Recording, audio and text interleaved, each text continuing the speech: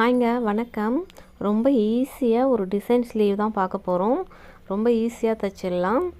வாங்க எப்படி தைக்கிறதுன்னு பார்க்கலாம். அதுக்கு நல்ல துணி பக்கம் லைனிங்கை போட்டு இந்த மாதிரி ஷேப்பில் தைச்சிக்கலாம். ஒரு தையல் போட்டுட்டு சென்டரில் இந்த மாதிரி கட் பண்ணி எடுத்துக்கலாம். இந்த மாதிரி கட் பண்ணியாச்சு. இப்போ சுற்றி தையலில் படாமல் கட் பண்ணிக்கலாம். இந்த மாதிரி கட் கொடுத்துக்கலாம் சுற்றி. அப்போ தான் வந்து நல்லா திருப்பி கொடுக்கும். அதுக்காக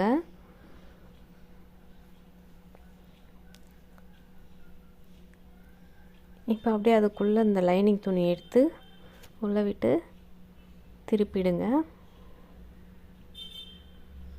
இந்த மாதிரி திருப்பி எடுக்கும்போது ரொம்ப ஈஸியாக பிகினர்ஸ் கூட தைச்சிடலாம். அப்படி இல்லைன்னா சுற்றி நம்ம பைப்பிங்கும் வைக்கலாம் திருப்பாமல். நான் இதுக்கு மேலே லேஸ் வைக்க போகிறேன், அதனால் இந்த மாதிரி திருப்பிக்கிறேன்.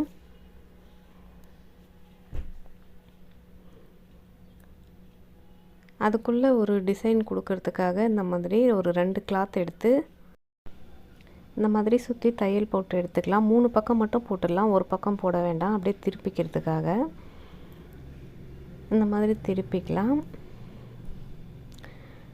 இதை ரிப்பன் மாதிரி கையில் வச்சு தைக்க போகிறோம், நல்லாயிருக்கும். அதுக்காக இதுலேயும் சுற்றி தையல் போட்டுடலாம். படிமான தையல் ஒன்று போட்டுடலாம், அப்போ தான் நிற்கும் 2 கிளாத்தாக இருக்கிறதுனால.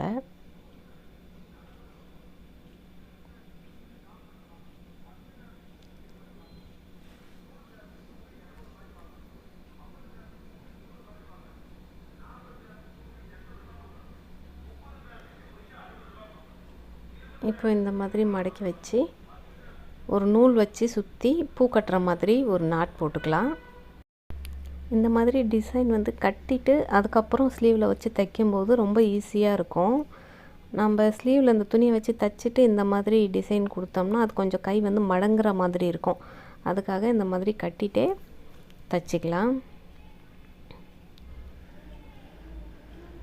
இப்போ அப்படியே வச்சு சுற்றி தையல் போட்டுடலாம்.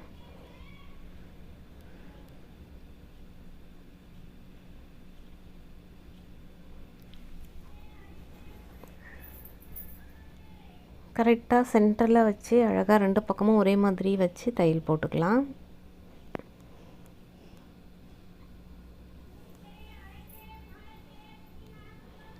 இப்போ அதுக்கு மேலே அப்படியே லேஸ் வச்சு தையல் போட்டுக்கிறேன். இந்த லேஸ் வந்து பார்த்திங்கன்னா அப்படியே மடங்குது, அதனால லைட்டாக ஒரு மடிப்பு கொடுத்து தையல் போட்டுக்கலாம்.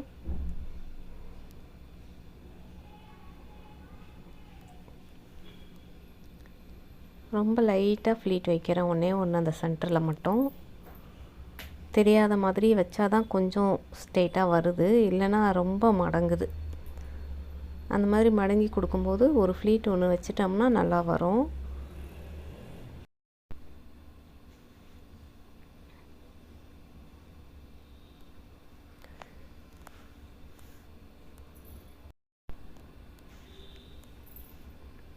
இந்த எண்டில் பிசுறு தெரியாமல் அழகாக மடித்து விட்டு தைச்சிக்கலாம்.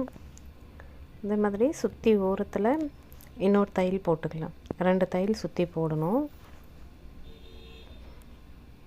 பார்த்திங்கன்னா அது முடிச்சாச்சு. இப்போது கையில் கீழே வந்து ஃப்ளீட் வச்சு தைக்க போகிறோம். அதுக்கு ஒரு கிளாத் எடுத்து இந்த மாதிரி 2ஆக மடிச்சிக்கலாம். 2ஆக மடிச்சுட்டு துணி வந்து பார்த்திங்கன்னா ரொம்ப கம்மியாக தான் இருந்தது, பத்தலை. இருக்கிறதுக்கு தகுந்த மாதிரி சின்ன சின்னதாக ஃப்ளீட் வச்சு தைச்சிக்கிறேன். இன்னும் கொஞ்சம் லென்த்து இருந்திருந்தால் இன்னும் கொஞ்சம் நல்லா கிட்ட வச்சுருந்துருக்கலாம். துணி ரொம்ப கம்மியாக இருந்ததுனால சின்ன சின்னதாக அங்கங்கே வைக்கிறேன். நான் கொஞ்சம் எட்ட வைக்கிறேன். இந்த மாதிரி மடக்கி வச்சு அழகாக ஃப்ளீட் வச்சு எடுத்துக்கலாம்.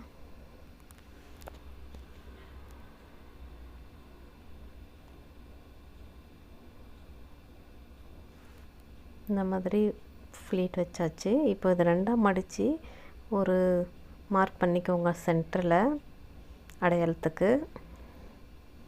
ப்ளவுஸ்லேயும் சென்டரில் ஒரு மார்க் பண்ணிவிட்டு லைனிங் துணிக்கும் மேல் துணிக்கும் சென்டரில் இதை வச்சுட்டு அப்படியே ஒரு தையல் போட்டுட்டு வந்துட போகிறோம். அந்த துணியை கரெக்டாக வச்சு போட்டுக்கலாம். கொனையாக இல்லாமல் சென்டரில் அழகாக நேராக வச்சு தையல் போட்டுட்டோம்னா அழகாக வந்துடும். இப்போது இதுக்கு மேலே ஒரு லேஸ் வச்சு தைச்சிக்கலாம். அந்த சென்டரில் வச்ச லேஸ் மாதிரியே ஒரு லேஸ் வச்சு ஃபினிஷ் பண்ணிட்டா முடிஞ்சுது. இதுக்கப்புறம் நார்மலாக கை ப்ளவுஸில் ஏற்றிட வேண்டியது தான். இந்த மாதிரி ஈஸியாக சிம்பிளாக தைச்சி பாருங்கள், ரொம்ப நல்லாயிருக்கும். இந்த மாதிரி முடிச்சிட்டேன். இந்த டிசைனில் வந்து ஒரே ஒரு மணி வச்சு தைச்சிருக்கேன். அந்த நூல் சுற்றி விட்டோம் இல்லையா, அந்த நூல் தெரியாமல் இருக்கிறதுக்காக ஒரே ஒரு பீட்ஸ் வச்சு தைச்சிருக்கேன். எப்படி இருக்குன்னு சொல்லுங்கள். ரொம்ப ஈஸியாக சிம்பிளாக சீக்கிரமாக முடிச்சிடலாம்.